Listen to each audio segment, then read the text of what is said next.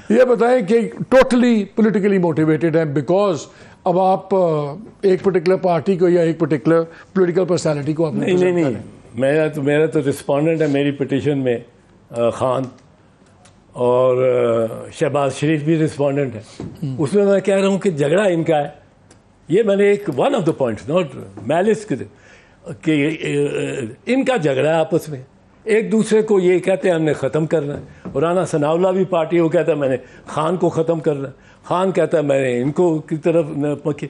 और जनता सारी बंदूकें निकाल ली, जनता सारी जजेस ने भी एक दूसरे पर निकाल ली, जनता सारी लुट रही है और जनता फौजी अदालतों के तहत आ गई है। अब फौजी अदालतों इनका तनाज़ा अपना फौजी अदालतों के तहत मुल्क क्यों आए सारा। इरफान कादिर साहब ने कल मेरे शो में कहा कि अगर ऐसी कोई बात हुई हम नई लेजिस्लेशन ले आएंगे। आज डिफेंस मिनिस्टर ने कहा कि हमने रीक्लेम करनी है, टेरिटरी जुडिशरी ने ले ली है, तो रीक्लेम तो फिर लेजिस्लेशन से ही होगी ना। तो क्या फिर इस पर अगर ये फैसला खिलाफ आता है क्या कानून साजी, फ्रेश कानून साजी हो सकती है? फ्रेश कानून साजी नहीं हो सकती, आइन साजी हो सकती है। आइन को अमेंड करना पड़ता है। आप देखो इतनी सिंपल सी बात है, ये कॉन्स्टिट्यूशन का सारा दायरा है, ठीक है, इसमें ये कोर्ट्स का है, वो एग्जेक्टिव का इस दायरे में कोर्ट्स का जो उसमें से उन्होंने 1/3 आइन को हटा लिया इन 21st अमेंडमेंट और कहा या आप फौजी अदालतें लगा लो। फौजी अदालतें लग गई। वो 23rd अमेंडमेंट आई क्योंकि 2 साल और बढ़ा दिया और लिखा उसमें सनसेट क्लॉज होती है कि इस लॉ को रिपील करने की जरूरत नहीं है, खुद ही एक पर्टिकुलर डेट में खत्म। उन्होंने वो सनसेट लॉ भी खत्म। अब आइन आके वो आइन की छत बैक टू दैट स्पेस फौजी अदालत के साथ जो उसके अंदर ये डेफिनेशन है कि अगर आप अटैक करेंगे, वो जो पुरानी लैंग्वेज में है आर्मी एक्ट में कि वो सिविलियंस जो आर्मी इंस्टॉलेशंस पे अटैक करेंगे वो करेंगे, उन पे भी ट्रायल हो सकता है मिलिट्री कोर्ट्स में। और फिर सीआरपीसी में जाऊंगा जहां वो लिखा हुआ है कि अगर उसमें वर्डिंग है कि अगर पैरेलल ज्यूरिसडिक्शन है और वो ज्यूरिसडिक्शन मांगते हैं, कस्टडी मांगते हैं, तो कस्टडी उनको मिल जाएगी। और नहीं मालिक पॉइंट ये है, मैं आपको फिर जरा अर्ज करता हूँ, ये था कि ये under the official secrets act भी मिलिट्री कोर्ट ट्राई कर सकता है। A person who is committed an offence in relation to a establishment, वो 1923 वो can also be tried another। अब 1923 का जो ऑफिशियल सीक्रेट्स एक्ट है और किसी और किस्म के ट्रायल को during peace time when courts are functioning, Liaquat Hussain के 9 जजेस की जजमेंट ने ख़त्म कर दिया। उसने कहा नहीं हो सकता, ये constitution as it stood in 1999 ख़त्म कर दिया। वो कहते हैं सिर्फ वॉर में, in the state of war military courts लग सकते। अब वी वांटेड, ये 1999 में तय हो गया, ख़त्म हो गया। अब 2015-14 की सिचुएशन, दिसंबर की अटैक के बाद ये सिचुएशन हुई कि सब ने कहा मिलिट्री कोर्ट्स बिठाओ। अब मिलिट्री कोर्ट्स नहीं बिठा सकते क्योंकि लियाकत हुसैन का कहता है केस आप बिठा ही नहीं सकते। And if that was not closest to a state of war, there will be, this is not close to a state of war, 1 time 2 days of rioting, but अब ये जो मिलिट्री कोर्ट्स को accommodate करने के लिए you had to lift the constitutional cover for a while, लगा लो अपनी छत और उसके नीचे मिलिट्री कोर्ट्स लगा। अब कॉन्स्टिट्यूशन का छत उस पर आ गया खुद, अब मिलिट्री कोर्ट्स आर गॉन। और इस दौरान आपको बताऊं, एक article 10A as a fundamental right, ठीक है, फ्री ट्रायल और सारा fair trial and due process. अब ड्यू प्रोसेस में 20 चीजें हैं। फेयर ट्रायल और ड्यू प्रोसेस में आता है कि आपको वकील का हक होगा, वो इसमें ऑफ योर चॉइस, वो कह रहे हैं इसमें ऑफ योर चॉइस। दूसरा है कि आपको ये इख्तियार होगा कि you the right to remain silent. ये मिलिट्री कोर्ट्स में नहीं है। मिलिट्री कोर्ट्स में तो आपकी बयान लिखना शुरू कर देते हैं and it can be used against you. This is not allowed in the ordinary courts. वो मैं पहले कह चुका हूँ, सबसे बुनियादी है कि आप को जजमेंट के रीजन आप कह रहे हैं कि सिवाय वो 2-4 साल जो उसके बाद सनसेट क्लॉज आया, उसके बाद अब किसी भी कहीं मिलिट्री के कोर्ट्स के अंदर सिविलियन नहीं जा सकते? नहीं जा सकते। इज दैट व्हाट यू हाँ, नहीं जा सकते। और अगर मिलिट्री कोर्ट से सजा हुई है, मुझे ये नहीं पता था मिलिट्री कोर्ट से, तो वो जो हसन है, जो हसन अस्करी जो लड़के को हुई, Hasan Askari, I am certain, I am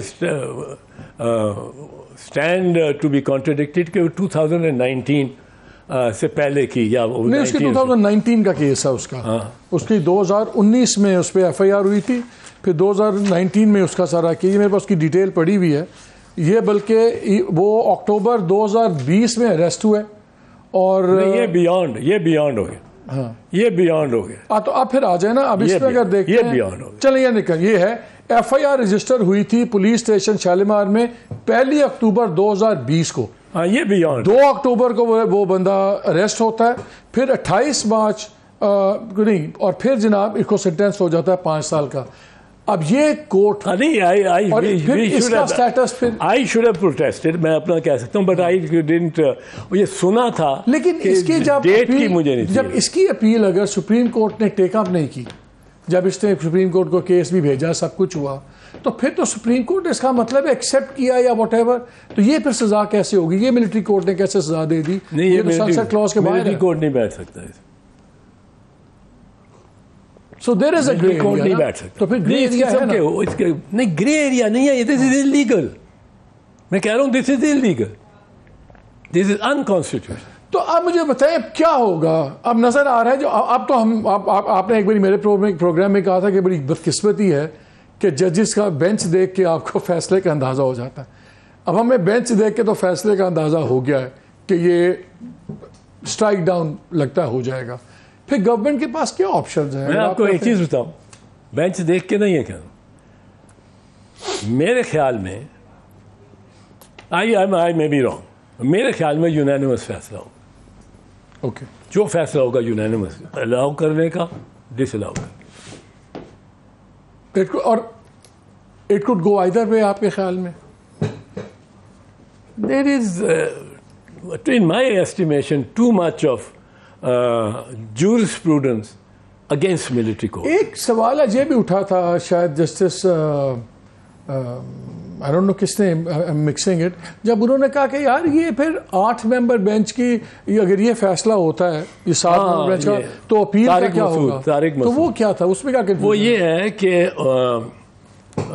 basically वो अब पूरा हो गया, उनकी भी डिमांड पूरी हो गई। वो ये हमारे चीफ जस्टिस को, इफ्तिखार मोहम्मद चौधरी साहब को बड़ा शौक था बड़े बड़े बेंचेस बनाने का। NRO का जो फैसला 17 जजेस ने किया, 3 महीने बहस सुनते रहे, नॉट अ सिंगल डिसेंट, एक जुमले पे फुल स्टॉप कॉमे पे डिसेंट नहीं हुई। ही carried the entire court with him. 14 member bench एक और था मुझे दे, और 11 मेंबर बेंच एक हमारे बार काउंसिल के केस में मुनीर मलिक वर्सेस अवान साहब थे कराची के।